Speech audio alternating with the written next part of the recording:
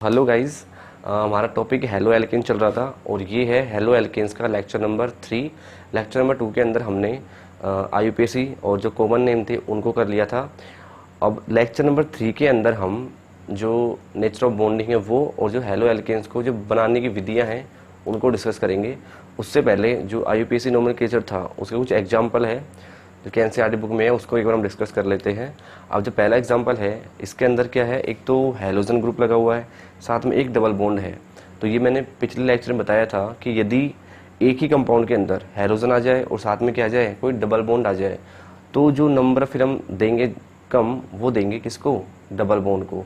तो सबसे पहले हमें करना क्या है कि सबसे पहले सबसे लंबी जो कार्बन चेन होगी हम उसको सिलेक्ट कर लेंगे। तो सबसे लंबी जो कार्बन चेन आएगी यहाँ पर वो आएगी ये, ठीक है। तो सबसे पहले सबसे लंबी कार्बन चेन है उसको सिलेक्ट करेंगे। तो सबसे लंबी कार्बन चेन हो गई ये वाली, ठीक है। अब बात आ रही है कि हम इस कार्बन चेन को नंबर कहाँ से दें। तो नंबर कम हम देंगे डबल बॉन्ड को, ना कि हैलोजन एटम को, ठीक है। क्योंकि डबल बॉन्ड है वो एक टॉप ग्रुप होता है इसकी तुलना में, मतलब ज़्यादा वरीयता वाला ग्रुप है डबल बॉन्ड, ठीक है, हैलोजन की तुलना में। इसलिए जो वरीयता टेबल होती है ग्रुप्स की उसके अंदर डबल बॉन्ड ऊपर आता है किससे, हैलोजन ग्रुप से। इसलिए ये एक मैन ग्रुप है इस कंपाउंड के अंदर। तो नंबर जो हम कम देंगे वो देंगे डबल बॉन्ड को। तो मैं नंबर ऊपर से दूँ यहाँ से, तो एक डबल बॉन्ड आ जाएगा 2 पर, फिर 3, 4 और ये हो जाएगा 5। और यदि मैं इधर से नंबर देता तो 1, 2 और 3 पे आता डबल बॉन्ड, ऊपर से आ रहा है 2 पे, तो हम नंबरिंग करेंगे फिर इसकी ऊपर से। अब नाम हम पहले किसका लिखेंगे, हैलोजन एटम का, क्योंकि यहाँ पर ये काम कर रहा है प्रतिस्थापी का। वो जो डबल बॉन्ड है वो एक तरह से यहाँ पे काम कर रहा है क्रियात्मक समूह का। अब नाम कैसे लिखेंगे इसका, नाम हम लिखेंगे पहले ब्रोमो का। तो ये आ रहा है कितने पे, नंबर 4 पे, तो ये हो जाएगा 4 ब्रोमो, ठीक है। 4 ब्रोमो तो लिख दिया। अब जो कार्बन चैन थी इसके अंदर टोटल कितने कार्बन हैं, 5 कार्बन है। तो 5 के लिए यूज करेंगे अपन पेंट, ठीक है। और नंबर 2 कार्बन है, इस पे लग रहा है एक डबल बॉन्ड, तो ये हो जाएगा पेंट 2 इन। तो ये जो कंपाउंड है इसका नाम हो जाएगा 4 ब्रोमो पेंट 2 इन। इसी तरह से जो सेकंड कंपाउंड है इसमें भी सबसे पहले हमें कार्बन चेन सेलेक्ट करनी है सबसे लंबी। तो कार्बन चेन हम ये वाली भी ले सकते हैं, जैसे मैंने ये वाली मार्क कर दी,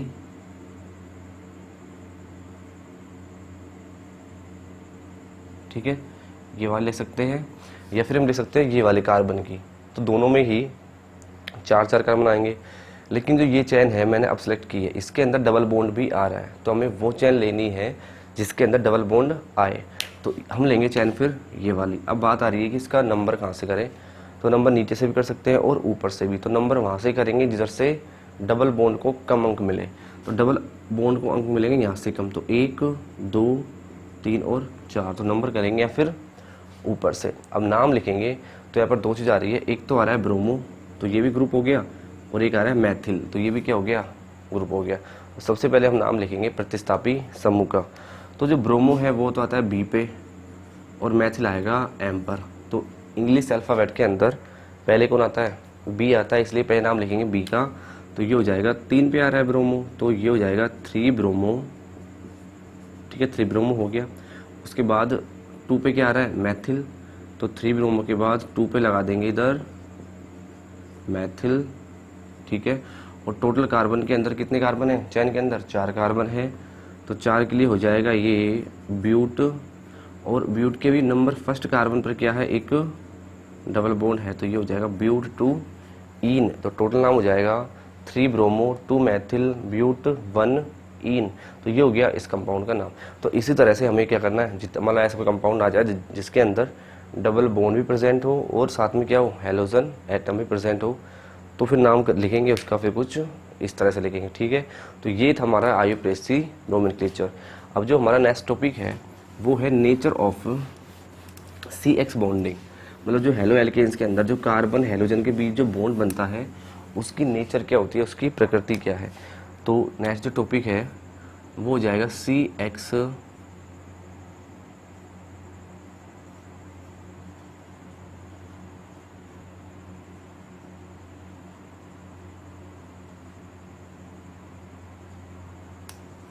सी एक्स बॉन्ड की प्रकृति। अब इसके अंदर हमें क्या चेक करना है, सबसे पहले हम ये देखें जो हेलो एल्केन्स है उसका मैं सबसे बेसिक एग्जांपल ले लेता हूँ इधर। तो मैंने हेलो एल्केन्स का एक एग्जांपल लिया है, ये वाला CH3, ठीक है, और मैंने यहाँ लगा दिया X, ठीक है। तो CH3X हो गया। अब X की वैल्यू में यहाँ पर Cl, ब्रोमीन कुछ भी रख सकते हैं। चलो फॉर एग्जांपल मैंने इधर X की जगह मैंने रख लिया यहाँ पर क्लोरीन, ठीक है। अब सबसे पहले मैं इस बॉन्ड को बात करूँगा, इस बॉन्ड की नेचर क्या है। जो ये बॉन्ड बन रहा है कार्बन और हेलोजन के बीच, मतलब कार्बन और क्लोरीन के बीच, कि ये इस बॉन्ड की नेचर क्या है। तो पहले ये देखें, ये जो बॉन्ड बना, कौन सिंगल बॉन्ड है तो कौन सा बॉन्ड होगा, ये सिग्मा बॉन्ड होगा।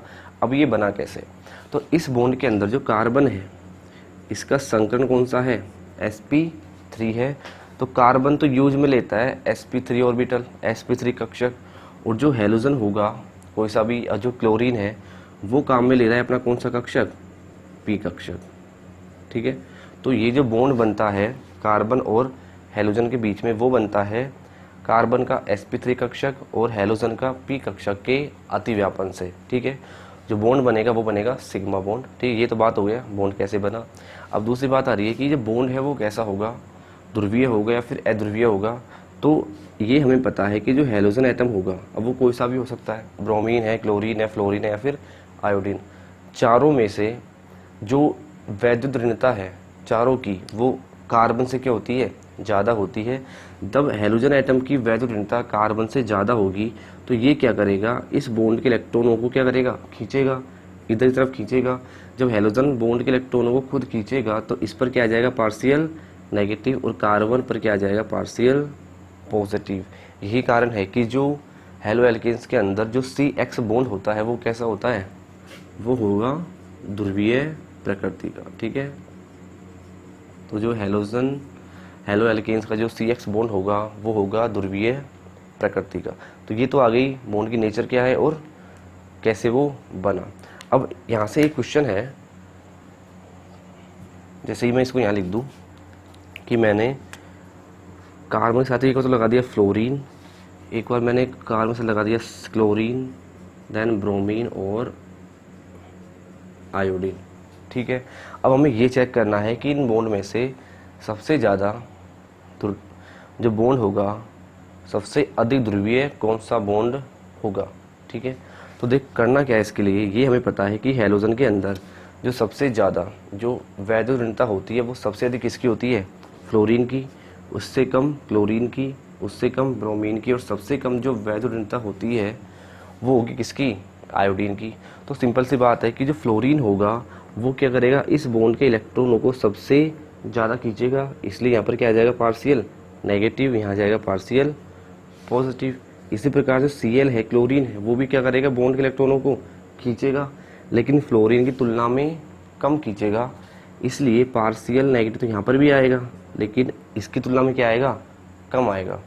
अब ब्रोमीन भी क्या करेगा, खींचेगा, तो यहाँ पर क्या आ जाएगा, पार्शियल नेगेटिव पार्शियल पॉजिटिव, और यहाँ पर भी पार्शियल नेगेटिव पार्शियल पॉजिटिव। अब देखने की बात ये है कि जो बॉन्ड के इलेक्ट्रॉनों को फ्लोरीन सबसे ज़्यादा खींच रहा होगा, इसलिए यहाँ पर पार्शियल नेगेटिव सबसे ज़्यादा, जबकि आयोडीन पर पार्शियल नेगेटिव सबसे कम, क्योंकि इसकी वैद्युत ऋणता कम होती है। तो ये इलेक्ट्रॉन तो खींचेगा कार्बन से, लेकिन कम खींचेगा, इसलिए इस पर क्या आएगा, कम नेगेटिव चार्ज।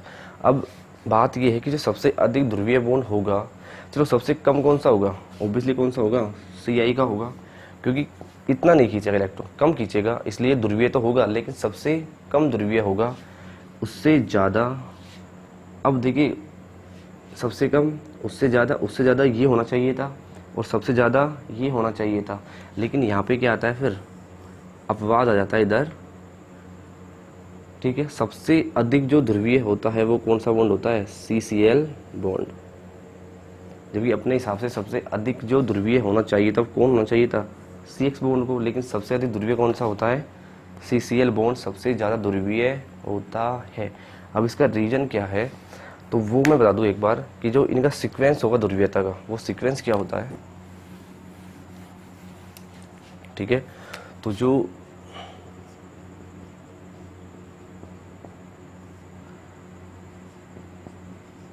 ध्रुवीयता का क्रम होगा तो वो कुछ ये हो जाएगा, CCl सबसे ज़्यादा, फिर CF उससे कम, फिर CBr उससे कम, और सबसे कम क्या हो जाएगा, Ci बॉन्ड। तो ये तो हो गया बॉन्ड का ध्रुवीयता का क्रम, सबसे ज़्यादा होगा CCl बॉन्ड और सबसे कम होगा Ci बॉन्ड। अब ऐसा क्यों हो रहा है कि जो CCl बॉन्ड है वो अधिक ध्रुवीय है CF बॉन्ड की तुलना में? तो इसमें क्या होता है एक्चुअल में कि जो ध्रुवीयता है, ध्रुवीयता उसको हम किस में नापते हैं, डायपोल से, ठीक है, मतलब द्विध्रुव आघूर्ण, ठीक है, मतलब जिसका द्विध्रुव आघूर्ण ज़्यादा होगा उसकी ध्रुवीयता भी क्या होगी, ज़्यादा होगी। और द्विध्रुव आघूर्ण को हम किससे लिखते हैं, म्यू से। और म्यू बराबर फॉर्मूला जो होता है वो क्या होता है कि आवेश कितना है एटम पर इनटू दोनों एटम के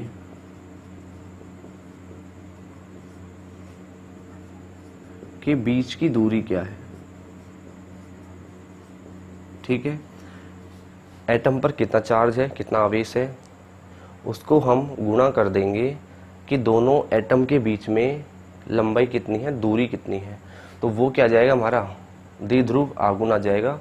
और द्विध्रुव जो आघूर्ण का मान आएगा उससे हम क्या निकाल सकते हैं, उसकी ध्रुवीयता। द्विध्रुव आघूर्ण का मान जितना ज़्यादा होगा वो अणु भी कैसा होगा, उतना ज़्यादा बॉन्ड कैसा होगा, उतना ज़्यादा ध्रुवीय होगा। अब ये कैसे निकाले, देखिए तो होगा क्या एक्चुअल में कि जो CF है और मैंने लिख दिया CCl, तो दोनों की हम बात कर रहे हैं। ये हमें पता है कि जो Cl जो फ्लोरीन एटम है ये साइज में कैसा होता है, छोटा, जबकि क्लोरीन एटम साइज में कैसा होगा, बड़ा। अगर एक Cl का साइज बड़ा है तो यदि मैं बॉन्ड लेंथ निकालूं, जो बंध लंबाई है वो ज़्यादा किसकी आएगी, क्योंकि कार्बन तो सेम साइज है ये वाला, लेकिन फ्लोरीन है छोटा है, क्लोरीन यहाँ पर कैसा है, बड़ा है। तो जो बॉन्ड लेंथ ज़्यादा आएगी वो किसकी आएगी, CCl बॉन्ड की। और CF बॉन्ड की बॉन्ड लेंथ कैसी आएगी, कम, ठीक है। लेकिन जो आवेश है, आवेश, फ्लोरीन क्या करेगा, बॉन्ड के इलेक्ट्रॉनों को ज़्यादा खींच रहा होगा, क्लोरीन कम खींचेगा क्योंकि इसकी वैद्युता कम है। तो जो आवेश आया, आवेश ज़्यादा किसका होगा, फ्लोरीन का। तो जो आवेश है वो तो ज़्यादा होगा फ्लोरीन का, लेकिन जो बॉन्ड लेंथ है, जो बंध लंबाई है, वो लंबाई ज़्यादा किसकी होगी, CCl की। अब यहाँ पे दोनों चक्कर पड़ रहा है कि इसका तो आवेश ज़्यादा, इसकी लंबाई ज़्यादा। और यदि मैं इन दोनों को गुणा कर दूँ तो मेरे पास क्या आ जाएगा, द्विध्रुव आघूर्ण। तो कुल मिलाकर होता ये है कि जो CCl बॉन्ड की जो लंबाई है वो कहीं ना कहीं ज़्यादा होती है इससे, और वो इतनी ज़्यादा है कि यदि मैं इसको इसके आवेश से गुणा कर दूँ तब वो जो टोटल वैल्यू है निकल के जो बाहर आएगी अपने पास, वो CCl बॉन्ड के लिए ज़्यादा आती है। मतलब मैंने क्या किया, CF जो बॉन्ड है इसका आवेश ले लिया और इसकी मैंने ले ली लंबाई, और उन दोनों मैंने क्या कर दिया, गुणा कर दिया। मान लीजिए इनका मान आ गया अपने पास 2 आ गया, ठीक है। अब मैंने क्या किया, CCl बॉन्ड का आवेश लिया और इसकी ही मैंने बंध लंबाई ले ली। तो बंध लंबाई ज़्यादा है इसकी, जब मैंने दोनों को गुणा किया तो इसका जो टोटल है वो कितना आ गया, मान लीजिए 3 आ गया। तो इसका क्या आ रहा है, ज़्यादा आ रहा है द्विध्रुव आघूर्ण का मान, इसलिए ये अधिक क्या होता है, ध्रुवीय होता है। तो इसका यही रीज़न है कि इसकी बॉन्ड लेंथ ज़्यादा होने के कारण इसका जो डायपोल मोमेंट है वो ज़्यादा आता है, इसलिए द्विध्रुव आघूर्ण इसका ज़्यादा। अब ऐसा भी हो सकता है कि जो आयोडीन है, जो कार्बन आयोडीन बॉन्ड है ये वाला, ठीक है, इसकी लंबाई तो और भी ज़्यादा होगी। तो यदि इसको अपन इसके आवेश से गुणा करेंगे तो इसका डायपोल तो और भी ज़्यादा आना चाहिए। लंबाई तो ज़्यादा है लेकिन जो आवेश आएगा इसके ऊपर वो फिर कम हो जाता है।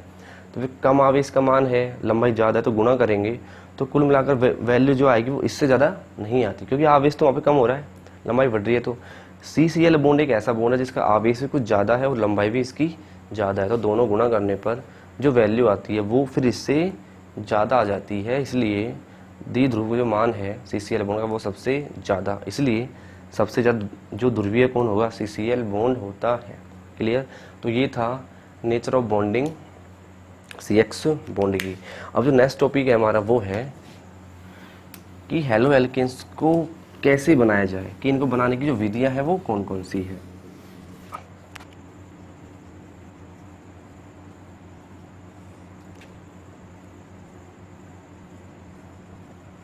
तो जो हेलो एल्केन्स बनाने की विधि है उसमें हमारी फर्स्ट है एल्कीन से। तो करना क्या है इस विधि के अंदर, सबसे पहले हम लेंगे एल्कीन कोई भी। तो मैंने यहाँ पर एथीन ले ली, तो एथीन क्या है, एक एल्कीन है। अब कोई भी एल्कीन हो उसकी रिएक्शन हम करवाते हैं हाइड्रोजन हैलाइड से, ठीक है। हाइड्रोजन हैलाइड का मतलब एक तो क्या हुआ, हाइड्रोजन होगा, हैलाइड होगा कोई सा भी। हाँ, यहाँ पर X बराबर अपना क्लोरीन है, फ्लोरीन, ब्रोमीन या फिर आयोडीन, कुछ भी एक ले लेंगे, तो ये हो जाएगा हाइड्रोजन हैलाइड। तो जब भी किसी एल्कीन की अभिक्रिया हाइड्रोजन हैलाइड से करवाते हैं तो जो प्रोडक्ट बनता है वो क्या बनता है हमारा, हेलो एल्केन या फिर एल्किल हैलाइड बनता है। तो ये है सिंपल सी रिएक्शन, कुछ नहीं करना। एल्कीन से जब भी एल्किल हैलाइड बनाएंगे तो एल्कीन की रिएक्शन किससे करवा देंगे, हाइड्रोजन हैलाइड से करवा देंगे, और क्या बन जाएगा, एल्काइल हैलाइड बन जाएगा। अब जो ये रिएक्शन है, एक्चुअल में ये रिएक्शन हो कैसे रही है एक बार हमें वो चेक करना है। तो ये जो HX है, HX का मतलब HCl हो सकता है, HBr, HI या फिर HF हो सकता है। तो करना क्या है, अब ये हमें पता है कि जो HX है इसके बीच में क्या होगा, बॉन्ड होगा, क्लियर है। अब ये जो बॉन्ड है इसमें दो एटम है, इधर तो हैलोजन है, इधर है हाइड्रोजन, और ये हमें पता है कि इन दोनों में से जो वैद्युत ऋणात्मक ज़्यादा किसकी होती है, हैलोजन एटम की होती है। इसका मतलब बॉन्ड की जो इलेक्ट्रॉन कौन लेके जाएगा, हैलोजन लेके जाएगा। जब मैं इस बॉन्ड को तोड़ूंगा तो क्या बनेगा, एक तो बन जाएगा H+ और एक बन जाएगा X-।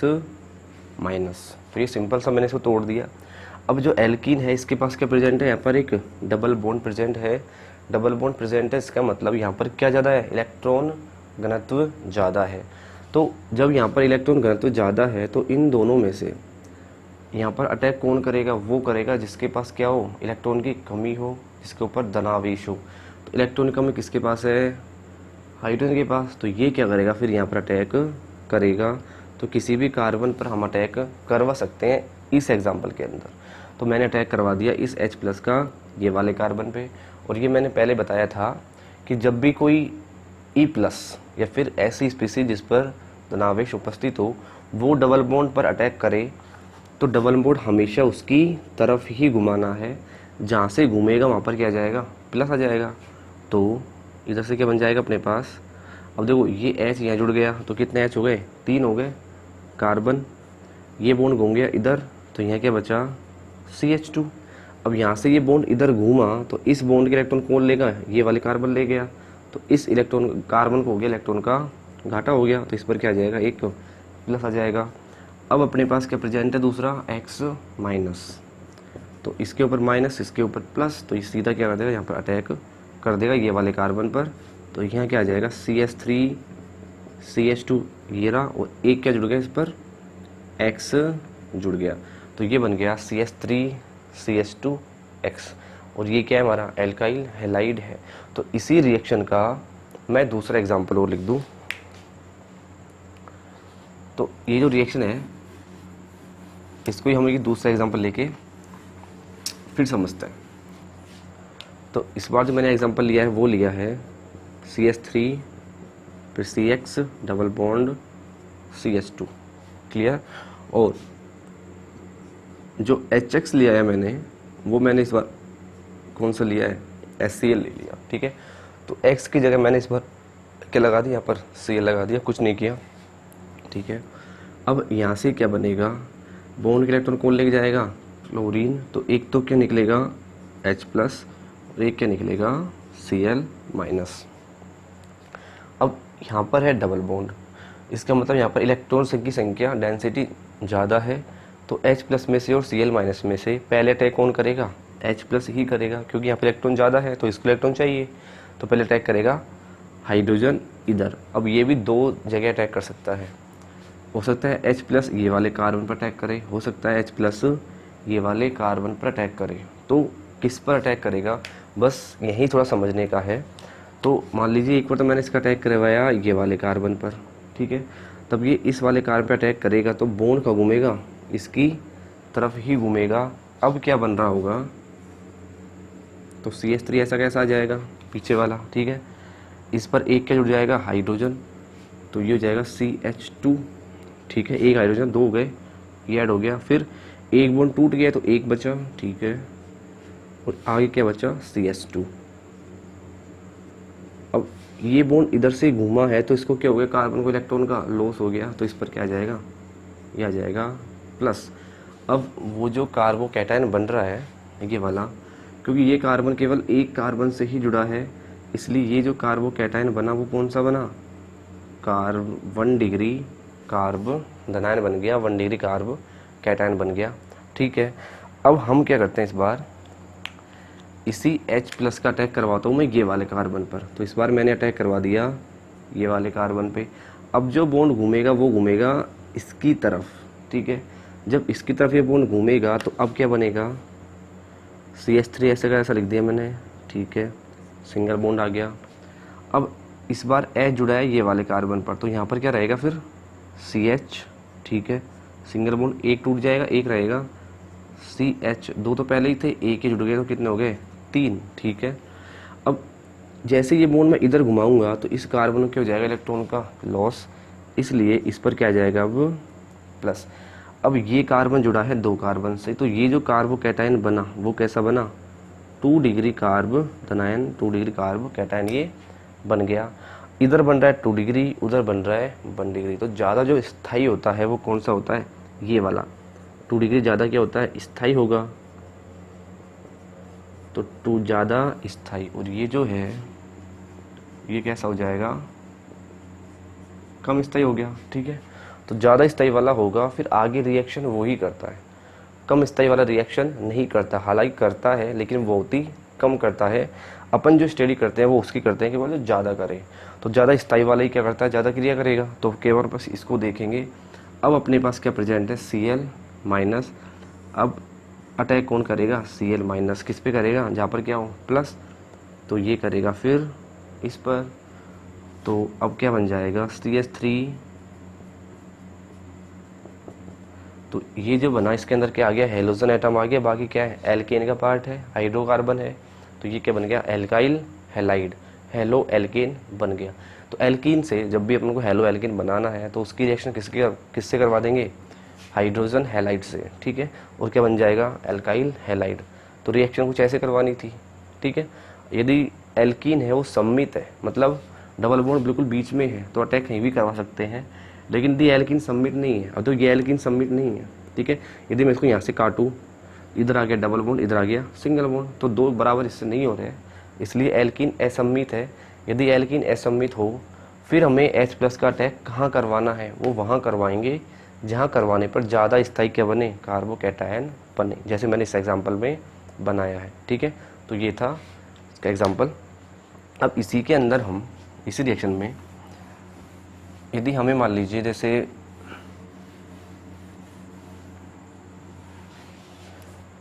मैंने वापस से यही एग्जांपल लिया है। ठीक है,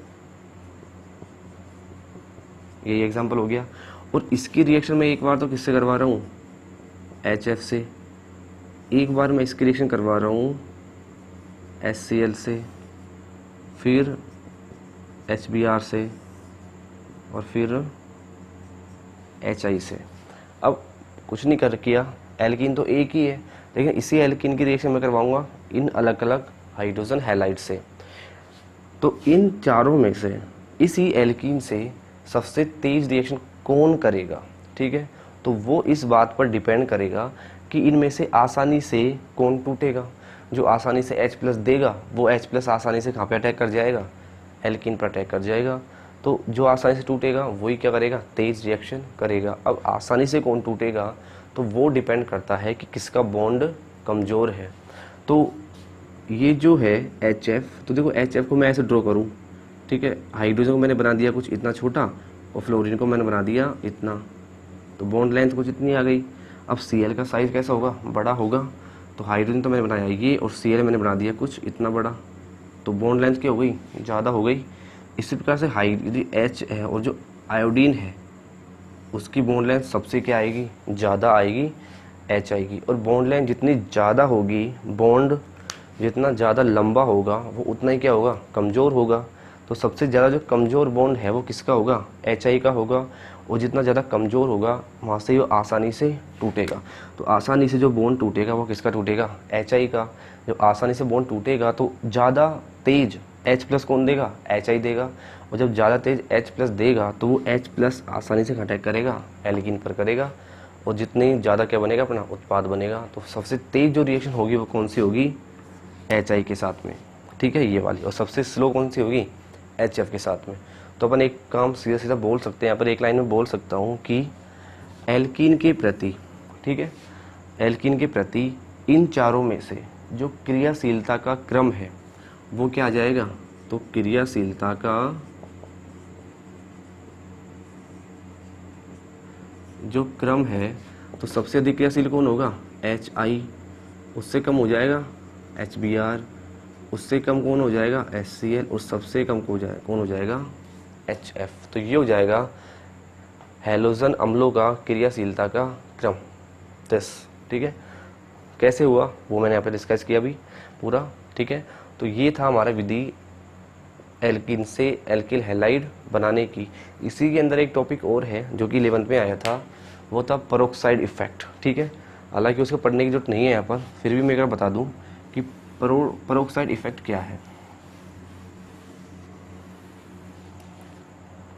जैसे अभी जो मैंने एग्जांपल लिया था CH3 CH2, ठीक है, तो इसकी मैंने रिएक्शन करवाई है इस बार HBr से, ठीक है। तो मार्कोनिकॉफ रूल भी आया था 11th के अंदर। तो मार्कोनिकॉफ रूल था वो क्या बोलता है कि जो अभिकर्मक का जो ऋणात्मक भाग है, अब इसका ऋणात्मक भाग कौन सा है, Br है, तो अभिकर्मक का ऋणात्मक भाग एल्कीन के उस कार्बन पर जुड़ता है जिस पर हाइड्रोजन संख्या कम हो। ये तो है मार्कोनिकॉफ रूल। तो मार्कोनिकॉफ रूल के अनुसार Br कहाँ पर जुड़ना चाहिए, बीच वाले कार्बन पर, क्योंकि इस पर हाइड्रोजन क्या है, कम है। तो जो अपना उत्पाद बनेगा वो बन जाएगा कुछ ये, ठीक है। तो ये था मार्कोनिकॉफ नियम के अनुसार। लेकिन यदि मैं क्या करूं, इसी रिएक्शन के अंदर, ठीक है, इसी रिएक्शन के अंदर मैं क्या ऐड कर दूं, पेरोक्साइड, ठीक है, यह मैंने इस बार ऐड कर दिया पेरोक्साइड। तो पेरोक्साइड की उपस्थिति में अब जो HBr का योग होगा एल्कीन पर वो हो जाएगा एंटी मार्कोनिकॉफ नियम के अनुसार।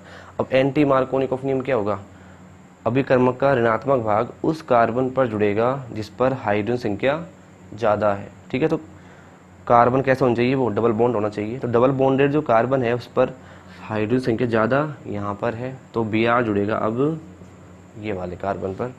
तो अब क्या बन जाएगा, CH3 CH2 और Br। तो पेरोक्साइड की उपस्थिति में केवल जो HBr है इसका योग ही क्या होता है, एंटी मार्कोनिकॉफ नियम के अनुसार होता है। बाकी और अन्य किसी पर जैसे HF है, HCl है, HI पर पेरोक्साइड इफेक्ट लागू नहीं होता, केवल किस पर होता है, HBr पर। ये सारी बातें हमने 11th में डिस्कस की थी, ठीक है। तो पेरोक्साइड इफेक्ट केवल कौन शो करेगा, HBr ही करेगा, इसके अलावा शो नहीं करेंगे बाकी के। तो ये था हैलो एल्कीन बनाने की विधि किससे, एल्कीन। अब हमारी जो नेक्स्ट रिएक्शन है वो है एल्केन से, कि एल्केन से एल्किल हैलाइड कैसे बनाते हैं। तो इस रिएक्शन के अंदर क्या करते हैं, कोई भी एल्केन है, फॉर एग्जांपल मैंने यहाँ पर ब्यूटेन ली है, तो जैसे ब्यूटेन हो गई, तो कोई एल्कीन है उसकी रिएक्शन अपन करवाते हैं हैलोजन से। फॉर एग्जांपल मैंने करवा दिया Cl2 से। तो एल्केन की अभिक्रिया हैलोजन से सनलाइट या फिर यूवी बोल सकते हैं इसको, ठीक है, यूवी लाइट, और क्या कर सकते हैं उसको अपन हीट कर सकते हैं, ठीक है।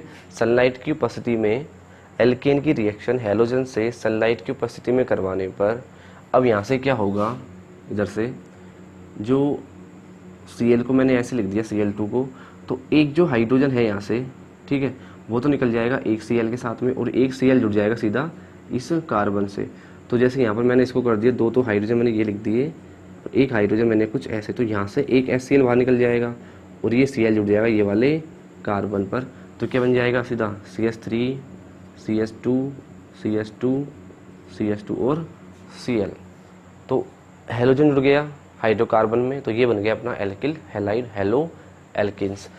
तो अब ये जो Cl है वो हो सकता है इस कार्बन से जुड़े, हो सकता है ये Cl इस कार्बन से जुड़ जाए, इससे जुड़ जाए या फिर इससे जुड़ जाए। तो इस रिएक्शन के अंदर क्या होता है, सिंगल प्रोडक्ट नहीं बनता, एक से ज़्यादा उत्पाद बनते हैं, फिर उनको फिर अलग अलग करना पड़ता है। तो इसलिए ये जो मेथड है हैलो एल्किन बनाने का इतना अच्छा मेथड नहीं है, क्योंकि इसके अंदर एक से ज़्यादा उत्पाद बनते हैं। फॉर एग्जांपल जैसे इस बार मैंने जो हाइड्रोजन निकाला लास्ट वाले कार्बन से और एक Cl को मैंने इससे जोड़ दिया, हो सकता है नेक्स्ट टाइम मैं इससे निकालूँ, इससे, जैसे वापस मैं यही ले रहा हूँ और इस बार मैंने इसका हाइड्रोजन लिए। तो सेकंड नंबर जो कार्बन है, इस बार अपन उसके हाइड्रोजन को निकालेंगे यहाँ से। तो ये जो हाइड्रोजन है वो निकल जाएगा इस Cl के साथ में, और ये Cl जुड़ जाएगा बीच वाले कार्बन पर। अब जो प्रोडक्ट बनेगा वो जाएगा CH2 CH3 CH2, इस पर जुड़ गया Cl और ये बन गया अपना CH3। तो इस बार Cl लास्ट में जुड़ा था, इस बार अब Cl जुड़ा है सेकंड नंबर है कार्बन पे। तो ये जो रिएक्शन है इसमें जो उत्पाद बनते हैं वो एक से ज़्यादा बनते हैं, ठीक है, मतलब समावयव बनते हैं, एक तरह के समावयव बन गए बहुत सारे, फिर उनको अपन अलग करेंगे। काफ़ी विधियाँ होती है ना अलग करने की, तो उन विधियों से क्या कर लेंगे, अलग कर लेंगे। तो ये है, तो इसलिए रिएक्शन इतनी इंपॉर्टेंट नहीं है, मेथड इतना अच्छा नहीं है एल्किल हैलाइड बनाने का, क्योंकि यहाँ पर एक मिश्रण प्राप्त होता है, एक तरह से बोल सकते हैं कि एल्काइल हैलाइड का मिश्रण बनता है।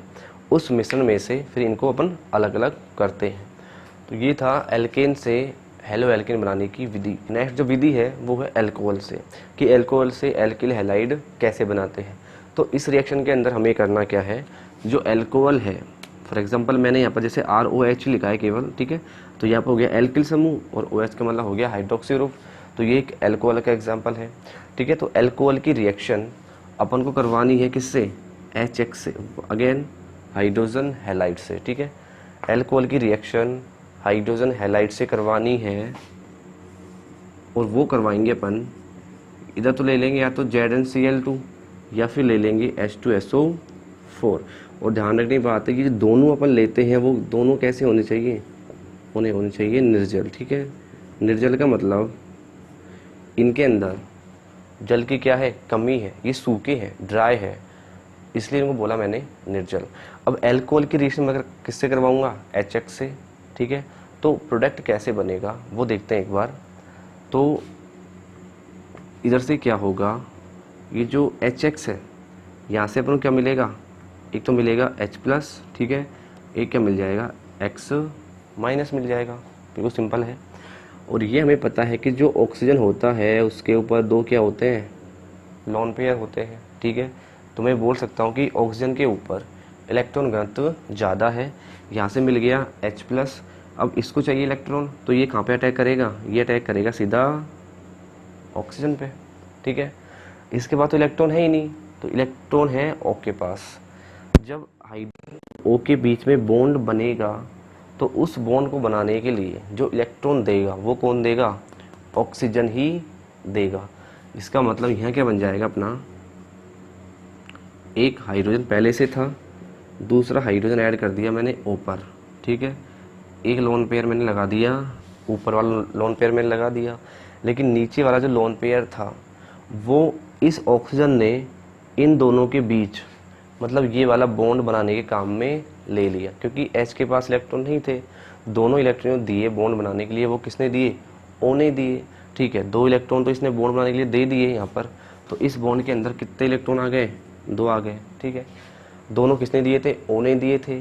लेकिन जैसे दे दिए बॉन्ड बन गया, बॉन्ड बनने के बाद एक इलेक्ट्रॉन तो किसका हो गया, हाइड्रोजन का, एक किसका हो गया, O का। दोनों O ने दिए थे, इसलिए O को क्या हो गया, एक इलेक्ट्रॉन का घाटा हो गया, इसलिए ऊपर क्या आ जाएगा, इधर अब प्लस आ जाएगा। तो सबसे इम्पोर्टेंट बात बस यही है कि जब भी कोई एटम अपना लोन पेयर किसी धनावेशित आयन को देता है तो उस पर क्या आ जाता है, धनावेश आ जाता है। तो ऊपर क्या आ गया, पॉजिटिव आ गया।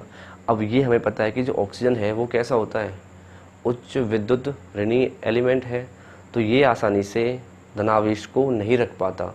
तो जब ये धनावेश को नहीं रख पाता तो ये क्या करेगा, अब इलेक्ट्रॉन लेगा। अब इलेक्ट्रॉन कहाँ से लेगा, तो देखिए ये जो बॉन्ड है इसके अंदर कितने इलेक्ट्रॉन है, 2 इलेक्ट्रॉन है। तो एक तो है O का और एक किसका है, कार्बन का। तो यदि ये दोनों इलेक्ट्रॉन ले ले तो इसको मिल जाएगा एक इलेक्ट्रॉन एक्स्ट्रा। जैसे ये एक इलेक्ट्रॉन एक्स्ट्रा मिलेगा तो इसका जो प्लस चार्ज है वो क्या हो जाएगा, ख़त्म हो जाएगा। तो ये क्या करता है, इस बॉन्ड को तोड़ के ये अपने ऊपर घुमा लेगा। अब क्या होगा, जैसे ये अपने को घुमाएगा तो यहाँ से क्या बाहर निकलेगा, एक तो O, 2 क्या है H, तो यहाँ से बाहर निकलेगा सीधा H2, यानी कि वाटर जो मॉलिक्यूल है वो यहाँ से बाहर निकल जाता है, ठीक है। और यहाँ से जो क्या हुआ, इस कार्बन था जो R है, इसका इलेक्ट्रॉन कौन ले गया, O ले गया, तो इसको हो गया इलेक्ट्रॉन का लॉस, घाटा हो गया। तो अब क्या बन जाएगा इधर से R प्लस, यानी कार्बोकैटायन बन गया। ठीक है, आगे जाते हैं। तो अब ये जो ये R प्लस है और इधर क्या था पहले अपने पास X माइनस, अब ये X माइनस क्या करेगा, इस R प्लस के ऊपर अटैक करेगा और क्या बना लेगा, RX बना लेगा। और RX से क्या होता है, हेलो एल्केन या फिर एल्किल हैलाइड। तो अब जो ये H2O बना, क्या बन गया, जल बन गया। ऊपर जो रिएक्शन अपन ने क्या लिया था, या तो निर्जल ZnCl2 या फिर निर्जल H2SO4। तो ये क्या करेगा, निर्जल का मतलब सांद्री होता है, ठीक है, तो सांद्र H2SO4 ले लिया। तो इनके पास जल की वैसी कमी है, तो इनको चाहिए वाटर। तो ये क्या करेंगे, जो रिएक्शन में जल बन रहा है इसको क्या कर लेंगे, सोख लेते हैं, इसको ये एब्जॉर्ब कर लेंगे। तो ये जो जल बना रिएक्शन के अंदर, इसको कौन ले लेंगे, ये ले लेंगे, क्योंकि इनके पास पानी की कमी है। तो ये पानी ऐसे हट जाएगा, तो केवल क्या बचेगा, एल्काइल हैलाइड उत्पाद के रूप में बचेगा। तो ये रिएक्शन कुछ ऐसे होती है। अब यदि इस रिएक्शन का कोई एग्जाम्पल अपन ले, फॉर एग्जाम्पल जैसे इस बार मैंने R का जो मान है वो रख दिया इधर CH3O और H, तो ये हो गया एल्कोहल का एग्जाम्पल CH3OH। ठीक है, इसकी रिएक्शन करवा रहे हैं अपन HCl से, ठीक है, और वो करवा रहे हैं अपन ZnCl2 की उपस्थिति में, और ये कैसा है, निर्जल है, एनहाइड्रस है। ठीक है, तो निर्जल ZnCl2 की उपस्थिति में जब मैंने मैथेनॉल है की क्रिया HCl से करवाई, तो जो उत्पाद बना वो क्या बना, उत्पाद कैसे बना वो सीधा ले लेते हैं एक बार इसके मैकेनिज्म। तो यहाँ से क्या बाहर निकलेगा, H प्लस और Cl minus, H plus attack करेगा O पे, O अपना लोन पेयर इसको दे देगा, इसलिए O पे क्या आ जाएगा, फिर प्लस आ जाएगा। तो ये आ गया CH3,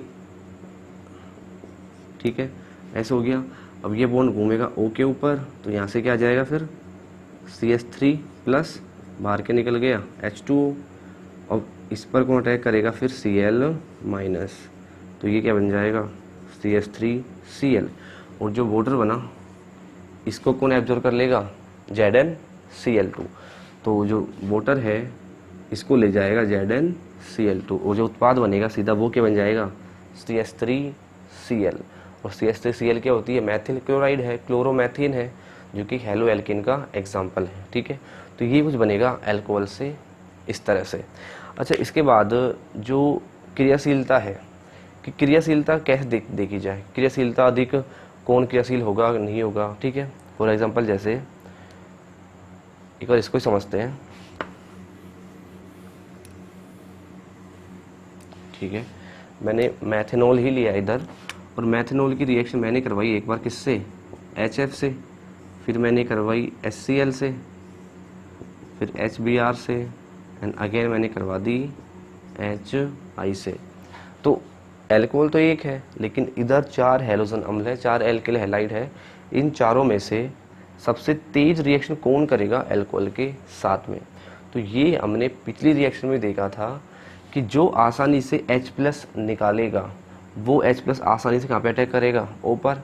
तो सबसे आसानी से इलेक्ट्रॉन को वो H प्लस कौन निकालता है, अपना HI निकालता है, क्योंकि इसकी बॉन्ड लेंथ कैसी होती है, ज़्यादा होती है, इसलिए बॉन्ड कैसा होता है, इसका वीक होता है।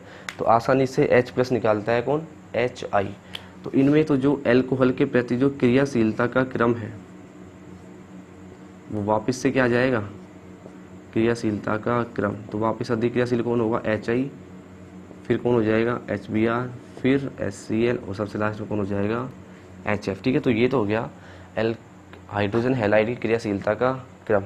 लेकिन जो एल्कोहल है इसकी क्रियाशीलता का क्रम क्या होगा वो देखते हैं एक बार। तो उसके लिए मैंने क्या किया,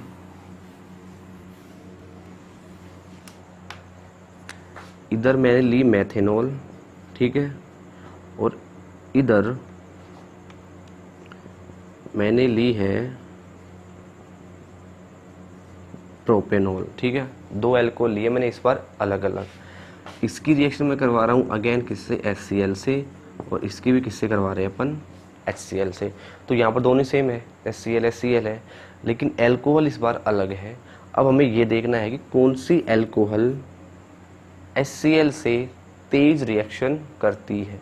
तो वो कैसे देखे, तो थोड़ी देर पहले अभी मैंने रिएक्शन की मैकेनिज्म लिखी थी, उसके अंदर क्या बन रहा था, कार्बो कैटायन बन रहा था कि यहाँ से तो H2O बाहर निकल रहा था और इस पर क्या आ रहा था प्लस, तो इससे जो कार्बो कैटायन बनेगा वो तो बनेगा ये, और इससे जो कार्बो कैटायन बनेगा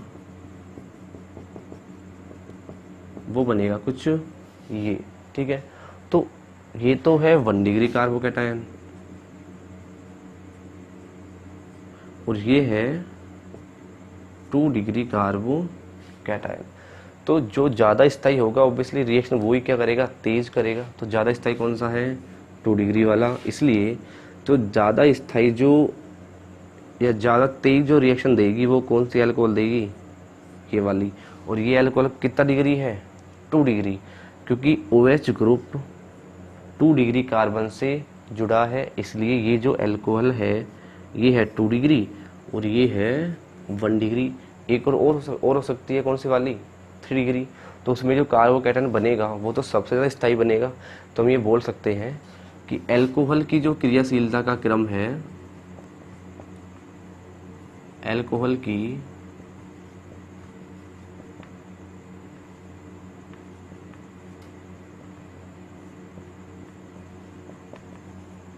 क्रियाशीलता का क्रम सबसे अधिक कौन सी देगी, 3 डिग्री, फिर 2 डिग्री एंड सबसे कम देगा कौन सा, 1 डिग्री। क्योंकि 3 डिग्री के अंदर सबसे ज़्यादा क्या बनेगा, स्थायी कार्बोकैटायन बनता है, 2 डिग्री में कम स्थायी और 1 डिग्री में सबसे कम स्थायी कार्बोकैटायन बनेगा, इसलिए वो सबसे स्लो रिएक्शन देगी, ठीक है। जब भी ऐसा क्वेश्चन आए कि HCl सेम है तो फास्ट रिएक्शन कौन देगी, ये वाली 2 डिग्री अल्कोहल 1 डिग्री कम देगी, ठीक है। नेक्स्ट जो रिएक्शन है वो है डार्जन विधि।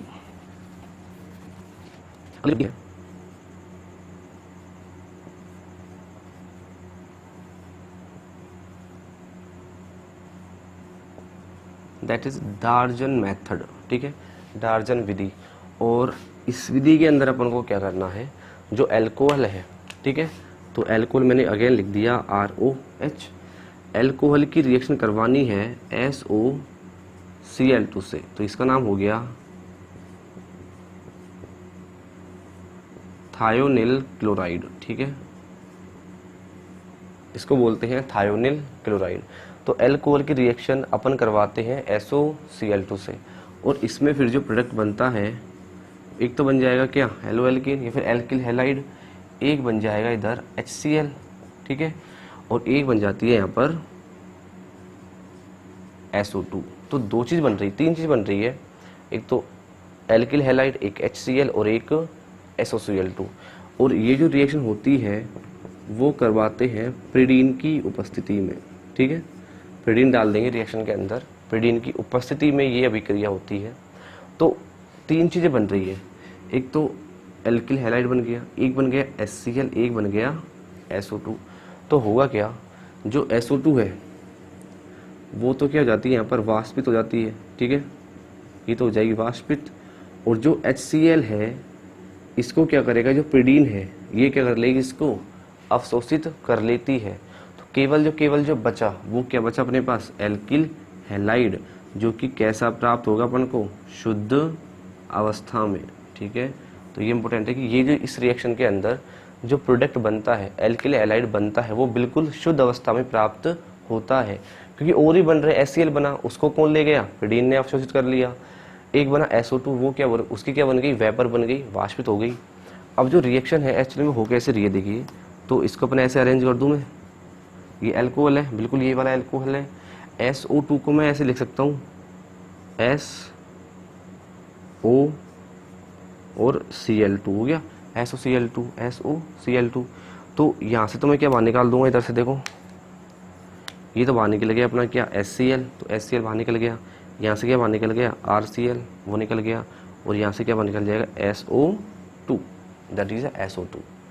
तो 3 चीज़ें बनी, HCl इसके साथ, SO2 वाष्पित और RCl अपना शुद्ध अवस्था में प्राप्त हो जाता है। तो इस विधि को बोलते हैं डार्जन विधि। तो ये मेथड है, ये सबसे बेस्ट मेथड है एल्किल हैलाइड बनाने का, ठीक है, बेस्ट मेथड, क्योंकि इसके अंदर 3 उत्पाद बन रहे हैं, तीनों अलग अलग कंडीशन में क्यों आते हैं, फिर वो अलग शुद्ध अवस्था में हो जाते हैं तीनों। तो बिल्कुल एल्किल हैलाइड शुद्ध अवस्था में बनता है, इसलिए ये जो रिएक्शन है वो एल्काइल हैलाइड बनाने की एक अच्छी विधि है, बेस्ट मेथड है ये वाली। अब नेक्स्ट जो हमारी विधि है वो है हुंस-डीकर मेथड, ठीक है। तो हुंस-डीकर जो मेथड है, रिएक्शन है हुंस-डीकर विधि, ठीक है। तो ये जो मेथड है इसके अंदर क्या करना होता है कि एल्काइल हैलाइड बनाने के लिए कोई भी कार्बोक्सिलिक एसिड है, ठीक है। जो सबसे पहले तो हम क्या करेंगे, जो कार्बोक्सिलिक एसिड है, तो कार्बोक्सिलिक एसिड वो होगा जिसके अंदर क्या प्रेजेंट हो, COOH ग्रुप प्रेजेंट हो। तो फॉर एग्जांपल मैंने ले लिया CH3COOH। जनरली ये एसिटिक एसिड है, लेकिन इसके अंदर क्या प्रेजेंट है, COOH। तो ये कार्बोक्सिलिक ग्रुप है, इसलिए ये जो अम्ल है कौन सा हो गया, कार्बोक्सिलिक अम्ल हो गया। किसी भी कार्बोक्सिलिक अम्ल का अपन लेते हैं पहले सिल्वर लवण। तो यदि मैं इसकी रिएक्शन करवा दूं AgOH से, ठीक है, तो AgOH से क्या होगा, अब ये एसिड है, ये क्या देगा अपन को, H+ देगा। यहाँ से तो H और यहाँ से क्या बाहर निकल जाएगा, OH, ठीक है। तो यहाँ से H, यहाँ से OH, क्या बाहर निकल गया कुल मिलाकर H2। और ये जो सिल्वर है Ag, ये किसके पास आ जाएगा, O के पास में। तो ये बन जाएगा CH3COOAg। तो ये क्या बन गया, कार्बोक्सिलिक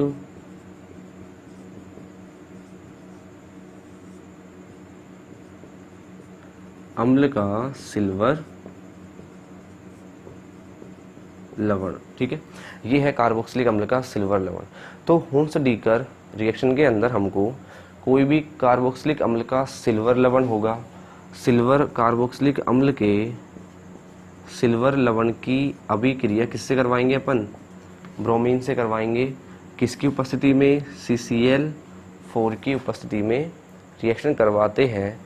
तो यहाँ से क्या बनेगा, एक तो बन जाएगा एल्किल हैलाइड, मतलब एल्किल ब्रोमाइड। तो ये जो CH3 है इसमें क्या ऐड हो जाएगा, एक Br ऐड हो गया, ठीक है। 2 Br है, एक Br निकल जाएगा Ag के साथ।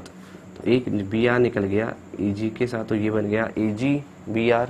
अब बचा क्या, COO। तो यह इसको अपन क्या बोल देंगे सीधा, CO2। तो कार्बन डाइऑक्साइड बाहर निकल जाती है। तो 3 उत्पाद बने, मैथिल ब्रोमाइड, AgBr से सिल्वर ब्रोमाइड और CO2। तो जो रिएक्शन है ये वाली, ये है हुंस-डीकर रिएक्शन। अब इस रिएक्शन के अंदर जो इम्पोर्टेंट बात है वो क्या है, वो देख लें कि जो अपन ने क्रियाकारक लिया है ये वाला, ठीक है, इसके अंदर कितने कार्बन प्रेजेंट है, 2 कार्बन। तो एक कार्बन तो ये रहा, एक कार्बन ये रहा। लेकिन जो एल्किल हैलाइड उत्पाद बना उसके अंदर केवल कितना कार्बन प्रेजेंट है, 1, ठीक है। इसके अंदर 2 थे, इसके अंदर केवल 1 कार्बन प्रेजेंट है। तो हुंस-डीकर रिएक्शन को हम क्या कर सकते हैं, कोई भी कंपाउंड है उसके अंदर, जैसे कार्बोक्सिलिक एसिड है, इसके अंदर 1 कार्बन कम वाला एल्काइल हैलाइड उत्पाद बनाने में यूज कर सकते हैं, ठीक है। उत्पाद के अंदर जो कार्बोक्सिलिक अम्ल की तुलना में 1 कार्बन कम होगा, ठीक है। ये है हुंस-डीकर मेथड। अब नेक्स्ट जो रिएक्शन है इसमें वो है एमीन से, ठीक है। हालांकि यदि इसको और भी मैं इजी करूं तो अपन इसको कुछ ऐसे लिख सकते हैं, जैसे CH3 लिख दिया मैंने, OAG, ठीक है। और Br को लिख सकते हैं अपन ऐसे, एक Br मैंने ऐसे लिख दिया, दूसरा Br यहाँ। तो एक Br तो निकल जाएगा इस तरह से, ठीक है। एक Br निकल जाएगा CH3 के साथ, और यहाँ से क्या निकल जाएगा पूरा CO2। तो CO2 अलग हो गया, AgBr अलग हो गया, और CH3Br अलग हो जाएगा। तो ये है। अब नेक्स्ट जो रिएक्शन है वो है एमीन से, कि एमीन से एल्किल हैलाइड कैसे बनाए जाते हैं।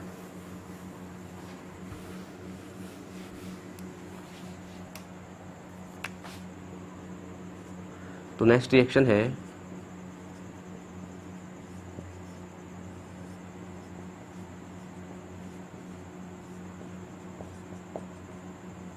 प्राथमिक एमीन से। तो प्राथमिक एमीन से एल्काइल हैलाइड बनाने के लिए हमें उसकी रिएक्शन करवानी होती है टिंडेल रिएजेंट से। तो एक रिएजेंट है,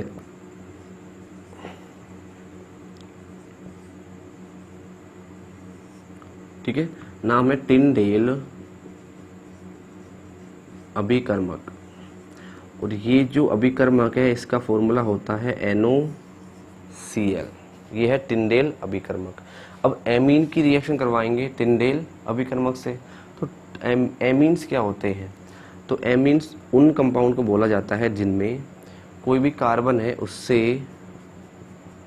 NH2 समूह जुड़ा हो। ठीक है, ये समूह आना जरूरी होता है एमीन्स के अंदर। अब एमीन्स भी 1 डिग्री 2 डिग्री 3 डिग्री होती है, लेकिन अपन कौन सी लेंगे इधर? प्राथमिक एमीन। तो इधर मैं जोड़ दूंगा कोई भी कार्बन। फॉर एग्जांपल मैंने क्या जोड़ दिया? CH3। तो CH3NH2 ये एक एमीन हो गई, तो इसका नाम हो जाएगा मैथिल एमीन। ठीक है, तो ये मैथिल एमीन है। ठीक, क्योंकि इससे एक कार्बन ही जुड़ा है, इसलिए कौन सी है? ये प्राथमिक एमीन है। ठीक है, अब प्राथमिक जो एमीन है उसकी रिएक्शन करवाते हैं किससे? टिंडेल रिएजेंट से, यानी कि NOCl से। अब जो उत्पाद बनेगा वो क्या बनेगा वो देखते हैं एक बार। तो उत्पाद कैसे बनता है वो सुनिए। इधर से अपन क्या करना पड़ेगा, ये जो CH3 है ये वाला, इसको मैंने ऐसे लिख दिया, फिर N और इन हाइड्रोजन को मैंने ऐसे ओपन करके लिख दिया। ठीक है, इसी कंपाउंड को मैंने कुछ ऐसे शो कर दिया। NOCl है, इसको मैं लिख दूंगा कुछ ऐसे, Cl मैंने इधर लिख दिया, नाइट्रोजन ये लिख दिया और डबल बॉन्ड O। तो ये NOCl ही है, ये हो गया एमीन CH3NH2। तो यहाँ से क्या बाहर निकल जाएगा? H2। यहाँ से बाहर निकल जाएगी नाइट्रोजन और यहाँ से क्या बाहर निकल जाएगा? CH3Cl। तो कुल मिलाकर जो कंपाउंड बना CH3Cl, एक क्या बन गई? नाइट्रोजन, एक क्या बन गया इधर? H2O। और हमें क्या चाहिए? एल्किल हैलाइड CH3Cl, जो कि अपना उत्पाद ये बन गया। तो ये है रिएक्शन प्राथमिक एमीन से एल्किल हैलाइड बनाने की। ठीक है, तो ये जो टोटल विधियाँ थी ये थी एल्काइल हैलाइड बनाने की विधियाँ। अब नेक्स्ट जो लेक्चर होगा उसमें हम डिस्कस करेंगे कि इनकी फिजिकल प्रॉपर्टीज़ क्या है, भौतिक गुण क्या होते हैं हेलो एल्केन्स के। फिर उसके बाद डिस्कस करेंगे इनकी केमिकल प्रॉपर्टीज़, यानी कि जो रासायनिक गुण है वो। ठीक है गाइस, थैंक यू।